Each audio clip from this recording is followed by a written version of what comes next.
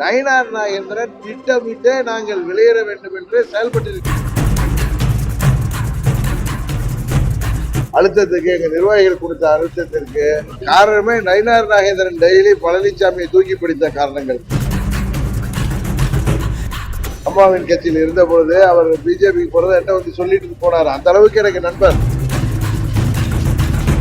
போற இடத்துல நான் தான் முதலமைச்சர், நானாம் முதலமைச்சர், இவர் தான் சொல்லிட்டு இருக்காரு சொன்னாங்க. நான் பழனிசாமியை ஏற்றுக்கொள்வேன் என்று நம்பியது எனது தவறல்ல, அவர்கள் தவறு.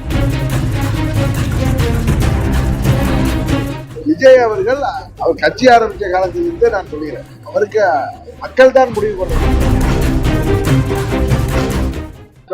நயினார் நாகேந்திரன் துணை பொதுச் செயலாளராக அம்மா அவர்கள் மறைவுக்கு பிறகு அம்மாவின் கட்சியில் இருந்த பொழுது அவர் பிஜேபி போறதை என்ன வந்து சொல்லிட்டு போனார். அந்த அளவுக்கு எனக்கு நண்பர். பட் அவருடைய நிலைப்பாடுகள், சமயத்தில் பேச்சுகள், அவர் கூட்டணியை சரியாக அவர் ஹேண்டில் பண்ணலங்கிறது தான் என்னுடைய பிரச்சாரம். வெளியேறியதற்கு முக்கிய காரணமே எங்கள் தொண்டர்கள் எனக்கு கொடுத்த பிரஷருக்கு, அழுத்தத்துக்கு, எங்க நிர்வாகிகள் கொடுத்த அழுத்தத்திற்கு காரணமே நயினார் நாகேந்திரன் டெய்லி பழனிசாமியை தூக்கி பிடித்த காரணங்கள். அவர் அமித்ஷா அவர்கள் சொல்லியதை என்ன சொல்லியிருக்காரு? அமித்ஷா எங்கேயும் பழனிசாமியை முதலமைச்சர் சொல்லல.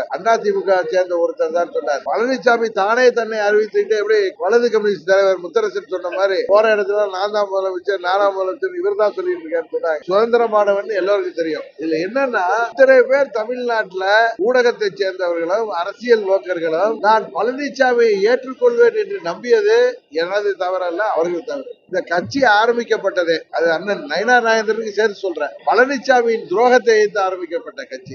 எப்படி நாங்கள் பழனிசாமியோடு முதலமைச்சராக ஏற்றுக்கொண்டு போக முடியும்? அன்றைக்கு அமித்ஷா அவர்கள் தான் எல்லோரையும் ஓரணியில் இணைக்க வேண்டும் என்று முயற்சி செய்தவர்கள். சொல்கிறேன், நேற்று அவருடைய ஒரு தொலைக்காட்சி பேட்டியை பார்த்த, நாங்கள் பேச தயார் ஓபிஎஸ் டிடிவியோடும்.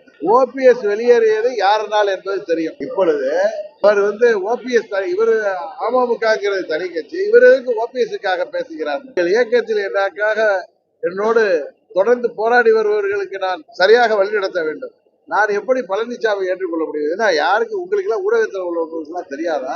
கூலித்தேவன் நினைவிடத்துல நயினார் என்ன சொல்லியிருக்காரு? நயினார் நாகேந்திரன் திட்டமிட்டே நாங்கள் வெளியேற வேண்டும் என்று செயல்பட்டிருக்கிறார். அதனாலதான் நேற்று அவர் பேசிய பேட்டியில நாங்கள் பேச தயார் ஓபிஎஸ் டிவி. ஓபிஎஸ் அவர்கள், ஓபிஎஸ்க்காக நான் பேசாம யார் பேச முடியும்? நாங்க ரெண்டு பேரும் ஒன்றாக செயல்படுவேன் என்று சொல்லியிருக்கோம்.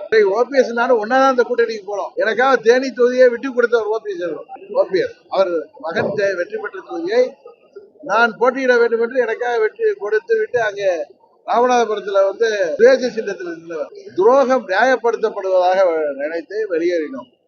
அதுக்கு முழு காரணம் திரு நயினார் நாகேந்திரன் அவர்கள். இதை நான் யாரிடம் சொல்ல தயாராக இருக்கிறேன்? பழனிசாமி போதும், அது பெரிய கட்சி போதும், 21 தேர்தலில் அவங்க அழைச்சில் நாங்க ஜெயிச்சிட்டோம்னு நினைக்கிறார்.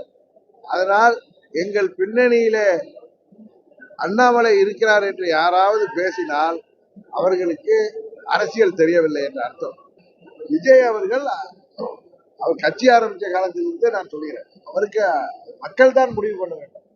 இன்னொன்று, எங்களை விமர்சிக்காதவர்களை பற்றி நாங்கள் விமர்சிக்கிறோம். நாங்கள் எங்கள் கட்சி தொண்டர்களுக்கு கட்டுப்பட்டவர். எத்தனையோ சோதனைகளையும் எத்தனையோ பின்னடைவுகளை தான் என்னோடு நிற்பவர்களுக்காக நான் முடிவெடுப்பேனே தவிர எனது சுய லாபத்திற்காக நான் எந்த முடிவும் எடுக்க மாட்டேன். என்னை தாங்கி பிடிக்கின்ற இயக்கத்திற்காக நான் எந்த ஒரு முடிவையும் செய்வேன்.